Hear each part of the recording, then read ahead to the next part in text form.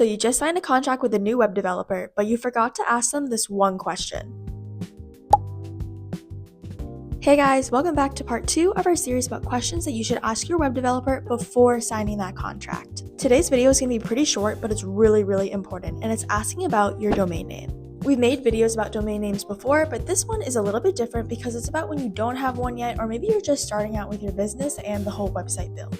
So the big question that you need to ask your web developer is, who's going to own my domain name? And if it's anyone but you, then you should probably drop that web developer and look for someone else. We've talked about this before, but actually owning your domain name instead of someone else handling it for you means that you have a lot more freedom if you want to move between web developers, but also it just means that you're in charge of your website and no one else could ever sell that domain name or use it for something else. And one last thing, we mentioned this in part 1, talking about hosting and stuff, but to be able to have a functioning website, you need to have a domain name and a web host. And honestly, this is one of those questions that you should be asking up front immediately, so that way you know what kind of web developer you're working with and if you want to continue working with them. So make sure when it comes to your domain name that you have that in the contract that you're going to own it, and maybe the web developer will help with hosting or anything else like that, or renewing the domain name for you, but it is under your name.